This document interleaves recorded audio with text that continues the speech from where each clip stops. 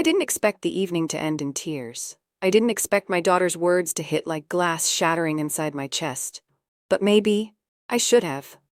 It was a quiet Friday when I decided to surprise her.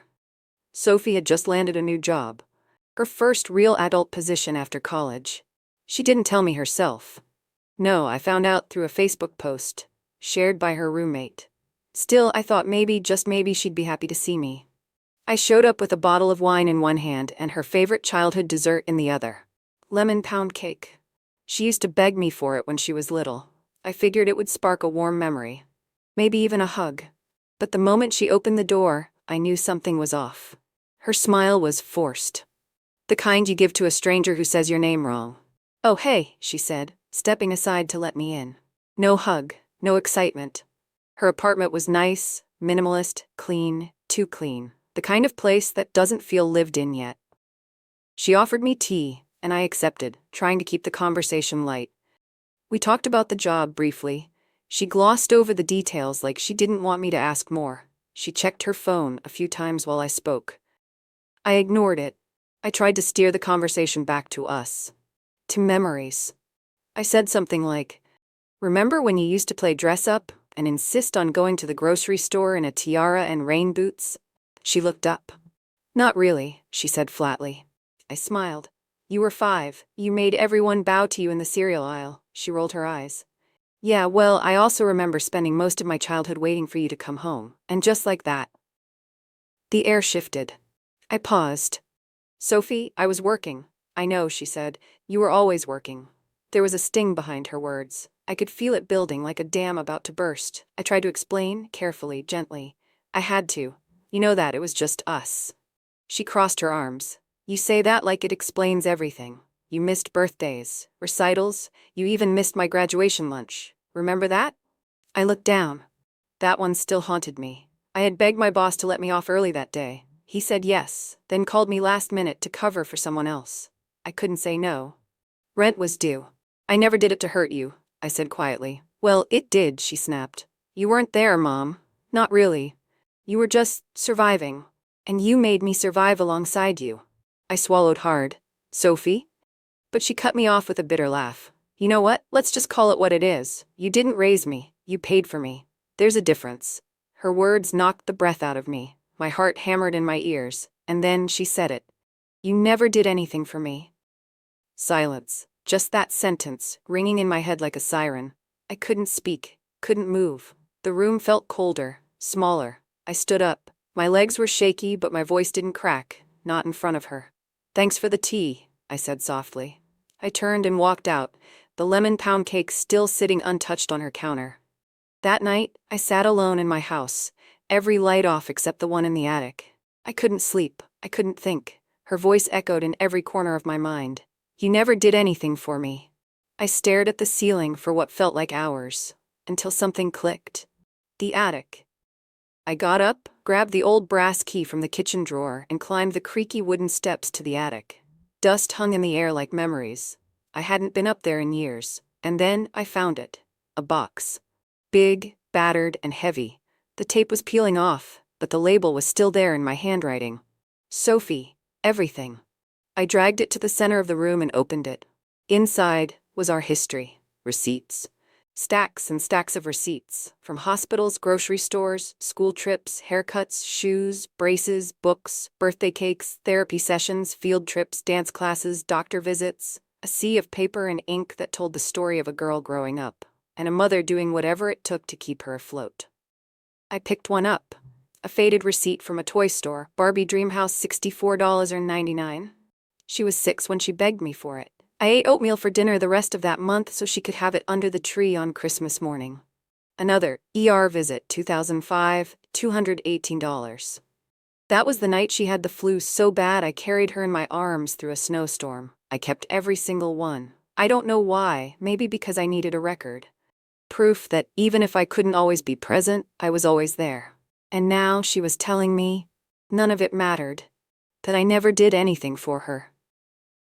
I sat on the attic floor surrounded by paper ghosts of sacrifices past, and I made a decision. If she wants proof, I'll give it to her. All of it. Every last receipt. The next morning, I bought a pack of large envelopes. and one by one I began mailing them to her. Every ballet slipper, every birthday balloon, every late-night pharmacy run. Not out of pettiness, but because maybe she needed to see it in black and white. Because sometimes love isn't loud. Sometimes it's itemized. It started with just one envelope. I picked a few receipts from the early years, her first formula can, diapers, a pediatrician visit, and added a sticky note to each one. Nothing dramatic, just the facts. Your first diaper, $5.49. Cough syrup, age 3, $7.99. Children's clinic, age 2, flu and ear infection, $89. I signed the bottom of the note, simply, love mom. No explanations, no lectures, just the paper trail of a mother's love. I mailed it that morning and waited. Not because I needed a response, just because I needed to do it. I thought maybe she'd ignore it, toss it, maybe even laugh. But she didn't. Because a few days later, the second envelope went out, and the third, and then something began to shift. Sophie never called, never texted. But I imagined her reaction when the first envelope landed in her mailbox, probably confused, maybe even annoyed. She'd rip it open, see a receipt from 1999, and think, seriously? She's mailing me baby bills? But as more envelopes arrived, I imagined her silence turning into curiosity. Then confusion. Then something deeper. Because I wasn't just sending numbers, I was sending moments. A slip from her kindergarten tuition where I remember sitting in the principal's office explaining why my payment was late, again.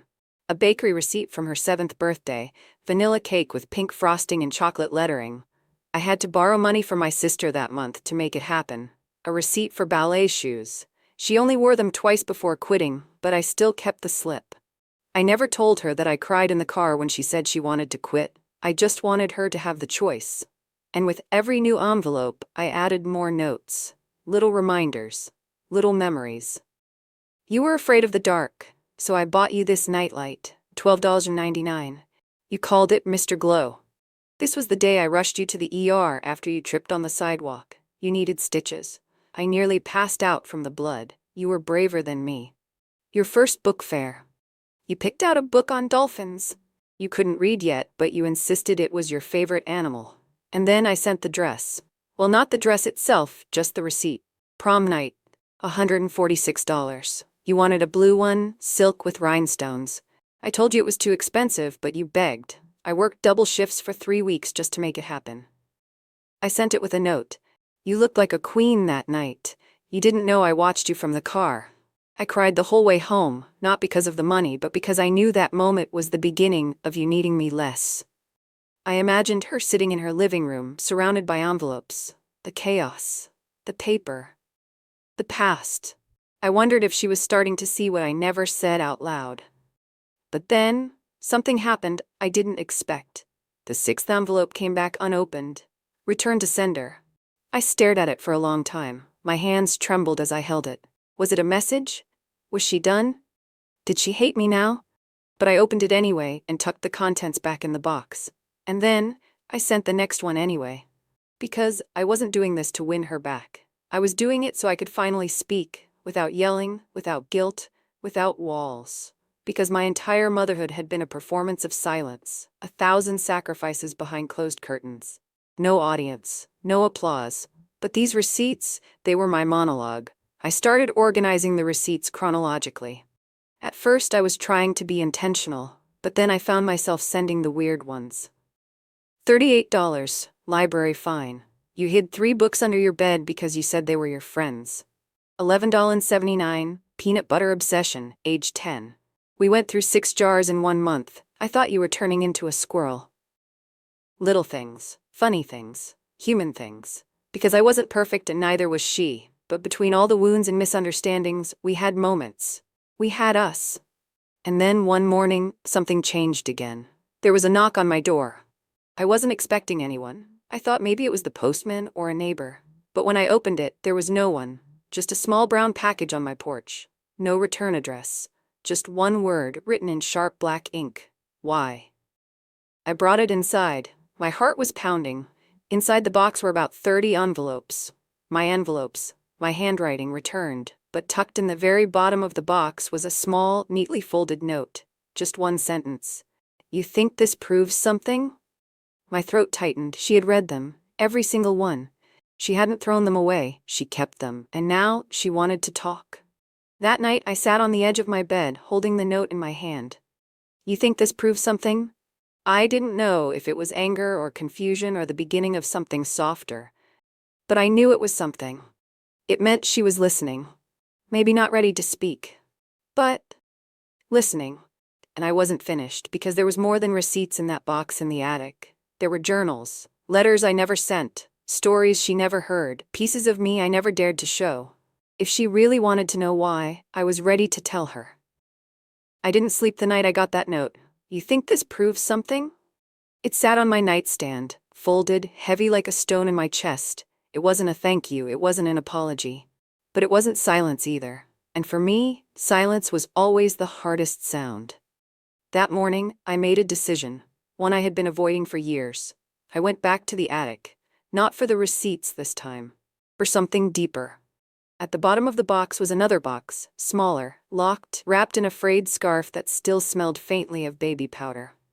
Inside were my journals. 24 years of words I never said out loud. I had written in them during Sophie's colic days, during her first heartbreak, during the nights when I'd come home to find her already asleep on the couch, clutching a book. Every page held a version of me she had never met.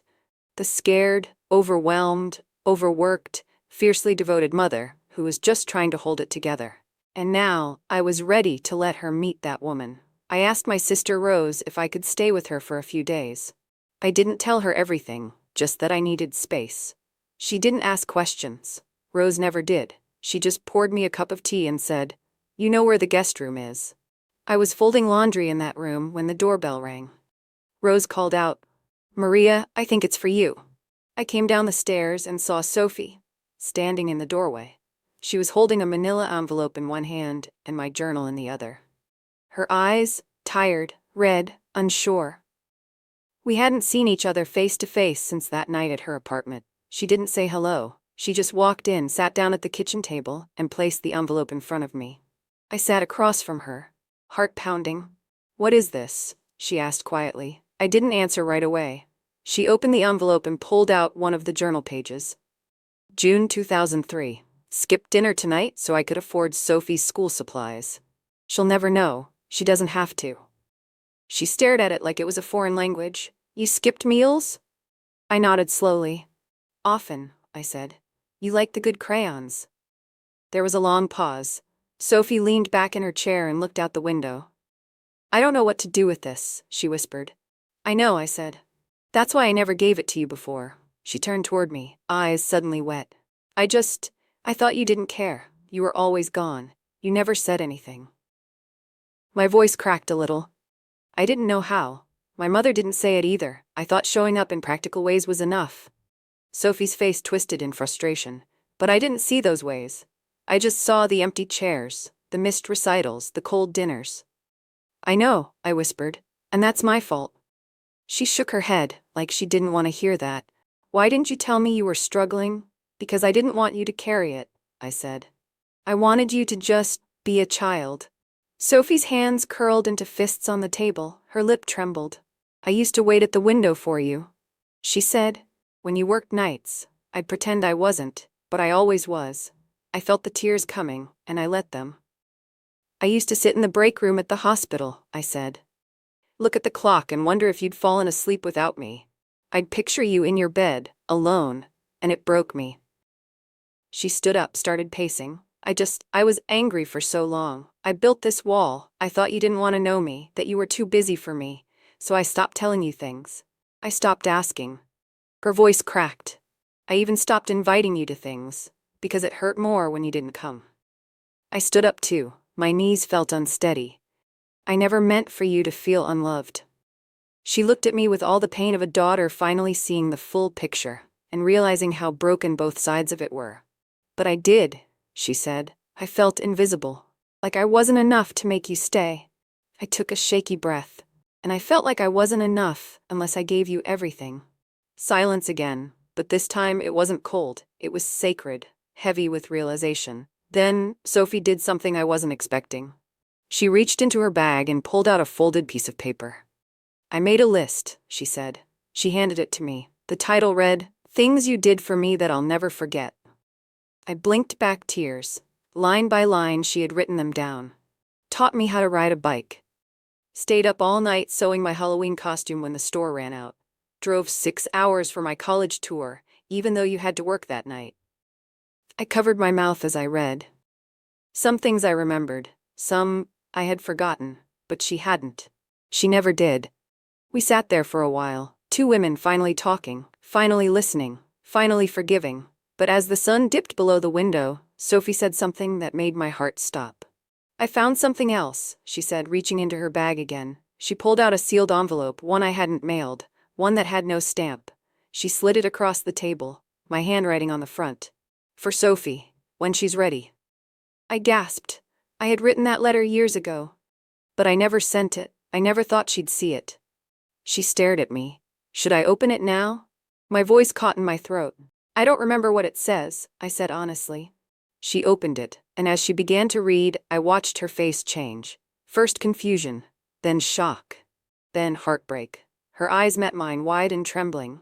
"You were going to give me up?" My stomach dropped. The letter, it was from the week after her father left. I had lost my job, rent was past due, and I had seriously considered letting my sister raise Sophie until I could get back on my feet. It only lasted a few days, but the thought had been real, and I had written it down. "I didn't," I whispered. "I couldn't." She held the letter like it was burning her fingers. "You never told me, you almost gave me away." Tears rolled down my cheeks. "Because it never happened. I broke for a moment, but I never let go of you. Not really." Her hands trembled as she stood up. "I need time," she said. I don't know what to do with this." And then she left. Just like that, out the door. And I was alone again. This time not because of work or exhaustion, but because of truth. And truth doesn't always feel like healing. Sometimes it just feels like bleeding. The house was quieter after she left. I didn't move for hours. I just sat at the table, staring at that open envelope. The letter I wrote but never sent. The one that nearly shattered everything. I had buried that letter with the hope that I'd never need to explain it. That my love, my presence, even my silence would be enough. But silence has its limits. And now, she knew. She knew the darkest moment of my life. A moment I've spent the last 20 years trying to outgrow. A moment of despair that almost cost me everything I loved most in this world. And now, she needed space. So I gave it to her. For 3 weeks we didn't speak. No texts, no calls, nothing. Every day I looked at my phone, hoping. Every night I sat on the edge of my bed, rehearsing what I'd say if she did call. But the phone stayed silent, and I just waited. I used the time to go through the rest of the attic, sorting, organizing, letting go of some things, holding on to others. That's when I found the videotapes. Old, dusty VHS tapes in a box labeled Sophie's Years. I borrowed a friend's player and watched them late one night, curled up with a blanket and a box of tissues. There she was, my little girl, running through sprinklers, singing off-key in the back seat, grinning with frosting on her nose at her 5th birthday party. And there I was, behind the camera. Always watching, always recording. I'd spent years thinking I wasn't there enough, that I hadn't done enough. But in those shaky home videos, I saw something else. I saw a mother who showed up. Sometimes in silence, sometimes in the background, but always there, always. Then, on a quiet Sunday morning, she came back. No warning, no call, just a knock on the door. I opened it slowly, and there she was. Sophie, hair pulled back, no makeup. Her eyes were swollen like she hadn't slept. She didn't speak at first. She just reached into her bag and handed me something. It was a small frame. Inside was a collage, dozens of the receipts I'd sent her, arranged neatly like puzzle pieces. At the center, in bold handwriting, she had written, "You did everything." I stared at it. My lips parted, but no words came out. "I'm sorry," she said.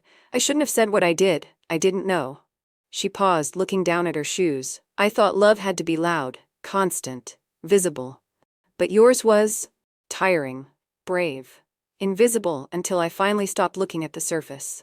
I reached out, wrapped her in my arms, and for the first time in years, we both cried. Not out of anger, not out of regret, but out of release. Out of relief. We didn't need to say everything right away. We just needed to feel it.